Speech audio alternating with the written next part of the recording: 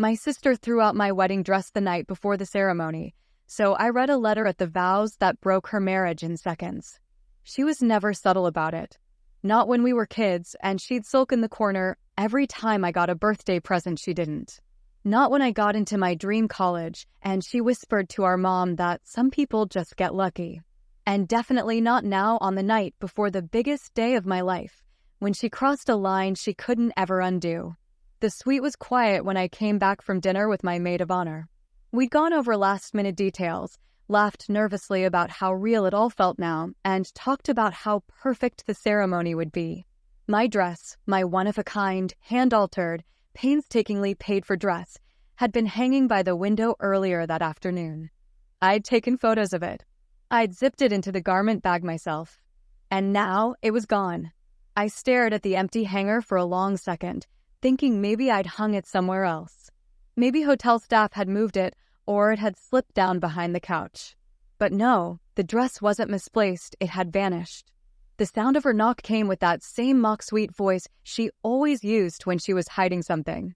"Oh no," she said, eyes wide with fake innocence. "Don't tell me it's missing." Her smirk cracked through before I even spoke. "Maybe you weren't meant to be a bride," she said, letting the sentence hang in the air like a taunt. I didn't react. Not the way she wanted. I didn't scream. I didn't fall apart. I just looked at her, noticed how proud she seemed of herself, how sure she was that she'd stolen something from me I couldn't get back. But she didn't know I'd planned for everything.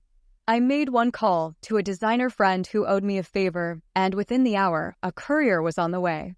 The backup dress was different, simpler, but elegant in its own right. She thought she'd taken the ceremony from me. She didn't realize she'd handed me the ending I never knew I needed. That night, while she laughed loudly with her husband in the room next to mine, I sat at the desk and pulled out the folded letter she'd once left at my apartment by mistake. She'd been visiting, talking too fast, flustered in that way she gets when her lies are unraveling. And in her rush, she'd forgotten to take the envelope that had slipped between the couch cushions. I hadn't meant to read it, but her name was on it. Her handwriting. I opened it before I even thought about what I was doing. Inside were details, too many to misinterpret. Times she'd been out with friends were paired with hotel addresses. Names I recognized. Conversations she'd replayed in writing, word for word. And one name stood out above the rest, the best man. My groom's closest friend. Her husband's coworker. She must have assumed I'd thrown it away. She never asked for it back. Probably figured it was long gone. But I kept it. Not to use it. Not at first. I kept it because it told the truth in a way she never could. So I spent the night rewriting my vows, not to my fiancé, but to the room. I didn't tell him what I was planning.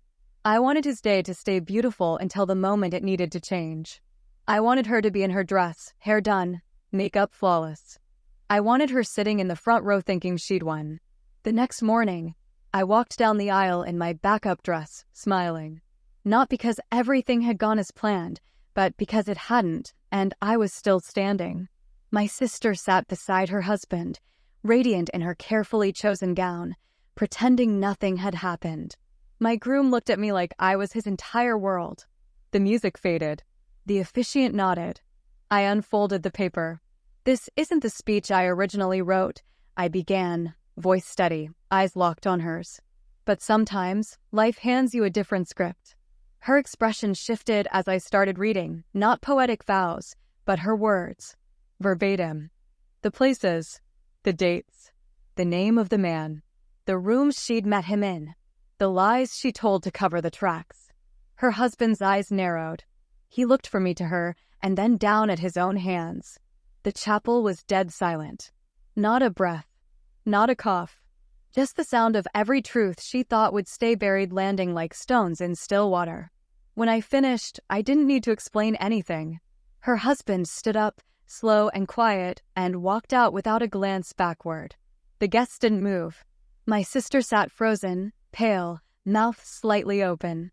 I folded the paper and turned back to my groom, who hadn't taken his eyes off me.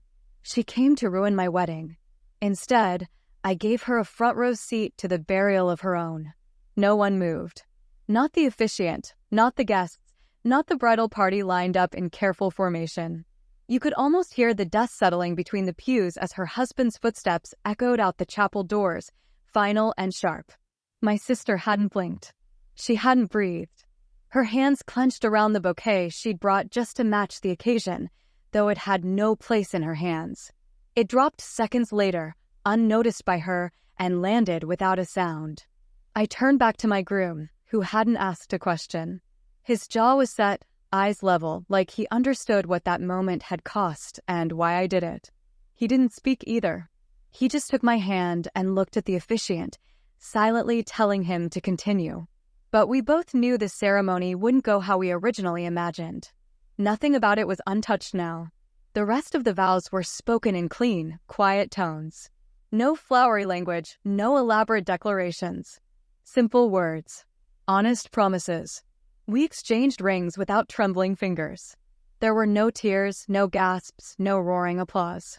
Only the knowledge that something had been broken behind us, while something else was being built in front of us. After the ceremony ended, the guests didn't rush out. They glanced at each other, whispering only when they were far from my sister's line of sight.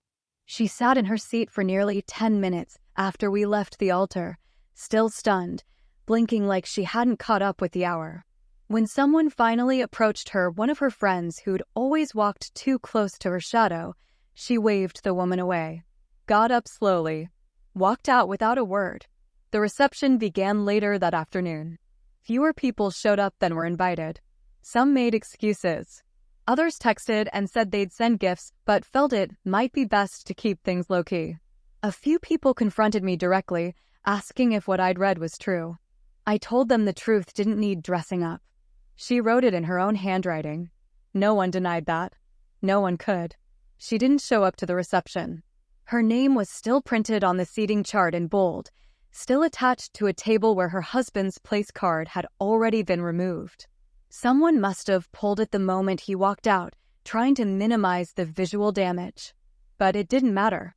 Everyone noticed the absence. No one dared fill the seats. I didn't talk about it at the reception. I smiled when I needed to. I danced. I thanked people for coming. I posed for photos. But every so often, my gaze drifted toward the doors. Not because I expected her to walk in, but because part of me wondered where she was and how long it would take for her to feel the weight of what had happened. She texted that night. 3 words. How dare you? No apology. No attempt to deny it. No mention of what she did to the dress, or how she mocked me when she thought I wouldn't recover in time. Just pure rage. As if I'd committed the betrayal. I didn't answer. The next morning, I woke up early. Not out of excitement. Not out of joy. But from a restless feeling that still hadn't settled. I got dressed and went for a walk, still in the same city, the same hotel, the same orbit she'd been circling for years, always trying to shrink anything good that didn't belong to her. By the time I returned, someone had already sent me screenshots. She'd posted on social media a long, vague caption about family betrayal and a staged performance at what was supposed to be a sacred event. She never used my name, never addressed the details. Just painted herself as the victim in soft lighting and a caption long enough to be a short essay. The comments were split. Some people asked what happened. Others offered hollow sympathy. A few congratulated her on being brave. But the people who knew the truth didn't speak. They didn't need to. Truth doesn't need to shout to be heard. Her husband filed for separation within the week. Quietly. No public announcement. No back and forth. He moved in with a friend from work while the papers were processed. He'd blocked her number and changed his email. When someone asked him at the office if the rumors were true, he didn't answer. He just handed off the question with silence. I found out she tried to call my husband. He didn't answer. She left a voicemail, something long and rehearsed. Blamed me. Blamed the letter. Blamed stress. He deleted it without finishing. We never talked about what she said. We didn't need to. My parents were the last to find out the full story. They'd missed the wedding due to my father's health, staying back home where he could be monitored. I didn't send them the recording, though someone eventually did. My mother called me in tears. Not because she disapproved, but because she couldn't believe her older daughter had let something rot for so long inside herself without ever asking for help or admitting it existed. She was always jealous, my mom whispered into the phone, voice thin with disbelief. I saw it. I just thought she'd grow out of it. But envy doesn't age out. It calcifies. It takes root. My sister never learned to celebrate someone else's joy unless it made her look better by association. And now she'd lost the one person who kept looking past that. A few days after the wedding, I finally saw her. I hadn't planned to. I was leaving a cafe when she stepped out from behind a parked car, clearly waiting. Her face looked different, less polished, more desperate. She wore oversized sunglasses, even though there was no sun. "You ruined everything," she said without preamble. I didn't answer. Her tone sharpened. "He left me. You know that? You humiliated me in front of everyone." I didn't flinch. I didn't need to raise my voice. "You humiliated yourself." I just gave the truth a microphone. Her mouth opened like she wanted to argue, but the words didn't come. She looked around the street, as if expecting someone to appear and back her up. No one did. "You could have come to me," she said next, almost quiet. "We're sisters." "You could have let me have my wedding without sabotaging it," I replied, voice level. "But you didn't. You made your choice." I made mine. For the first time since the chapel, she looked like she understood. Not regret. Not sorrow. Just the realization that the damage couldn't be undone with guilt or half-meant apologies. "I hope you're happy," she said finally, venom twisting the words. "I'm not," I said, walking past her. "But I'm honest. And that's more than you've ever been." She didn't follow. She didn't try to call again. That was the last time we spoke. But the consequences kept unfolding. Her husband, soon-to-be ex, sent me a thank you card. No long message. Just a handwritten note inside that read, "You saved me from a lifetime of lying to myself. I owe you more than I can ever explain." My husband and I settled into our new life. Not untouched, but clear-eyed. There was no pretending the wedding hadn't been shaken. But it wasn't ruined. It was real. And sometimes reality is sharper than any script. My sister eventually moved out of town. Quietly. No announcements. No parties. Just a change of address and a deactivated profile. People stopped talking about her.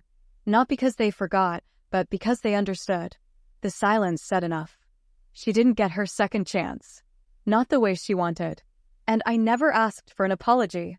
Because when someone shows you exactly who they are, you don't wait for them to take it back. You just stop letting them stand in your light. And in doing so, I didn't just protect my wedding. I reclaimed every piece of peace she ever tried to steal. 3 months passed. Not slowly, not quickly. Just enough time for everything to shift, settle, and reveal what remained after the fallout. Life didn't pause for what had happened. No one carved out space to sit in the wreckage. Everyone, even those who witnessed it firsthand, returned to routine. We moved into a new house 2 weeks after the wedding. A quiet place outside the city. Not because we were running from anything, but because we wanted distance from the noise, the whispers, the past. The house was modest, but ours. Every inch felt clean, not just from dust or paint, but from the mess we left behind. I never blocked her number. She stopped trying anyway. The last message had been weeks earlier, something short and cold, accusing me of turning everyone against her. I didn't respond. There wasn't anything left to explain. I'd spoken. She'd listened. Whatever apology she might have hoped for wasn't coming, and whatever remorse I might have felt never arrived. Our parents came to visit once we were settled in. My mom brought the usual casserole and tried not to talk about my sister. But eventually she did. She asked if I'd ever speak to her again. "I don't know," I said. It wasn't a lie. If she came to own what she did, maybe. But you don't think she will. I think she already made peace with blaming me. Mom didn't argue. She understood now, even if it took time. Dad didn't say anything at all. He just patted my hand before they left and said, "You did what you had to." A few weeks later, I got a letter in the mail. No return address. No name. Just a thin envelope with my name on the front in handwriting I knew too well. I opened it slowly, not because I was nervous, but because I wanted to be sure she meant every word. She didn't apologize. She explained. Paragraph after paragraph of reasons. Childhood comparisons. Her insecurities. The pressure she felt to always measure up. How my success felt like a mirror she couldn't look into without seeing herself in pieces. She talked about the affair like it had been a mistake born from loneliness, not betrayal. She never said the dress was a deliberate move. She called it an accident. Said maybe she'd been careless, not cruel. That was the closest she came to an admission. At the end of the letter, she said she was leaving the country. Not permanently, but for space. She'd found a job abroad and would be gone at least a year. She didn't ask me to write back. She didn't say goodbye. Just ended with, I hope one day you'll understand. I folded the letter and placed it in a drawer. I didn't read it again. Some words don't deserve replays. The months after were calm. My husband and I built habits that became comfort. Weekend walks, movie nights, small dinners with the people who stayed through the storm. I returned to work, kept my head down, and said no to every interviewer who asked for the real story. I didn't owe the public anything. The truth had already done its work.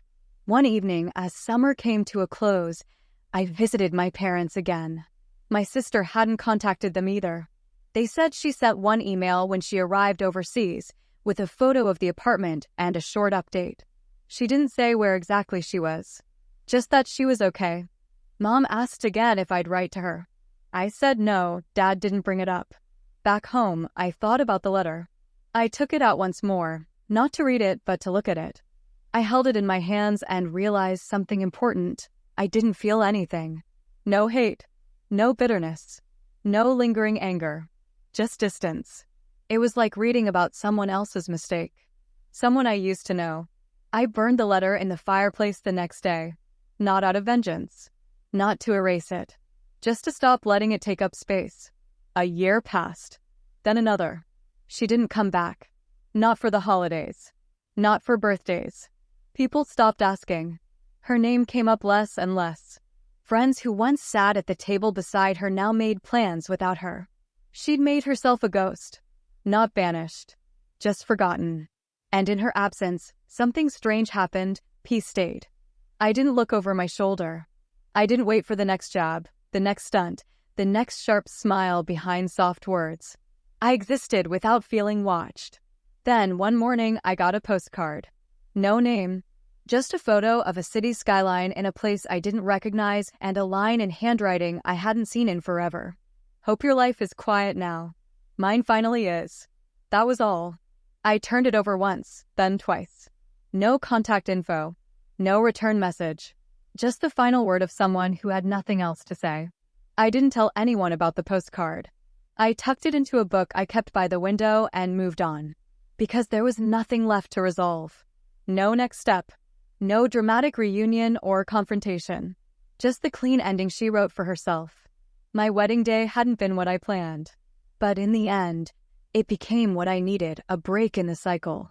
A line in the sand. A declaration that I wouldn't be a victim to someone else's misery, no matter how close to me they stood. She tried to ruin the ceremony. Tried to rewrite the day. But all she did was reveal herself, loudly, clearly, and completely. And I let the truth do the rest.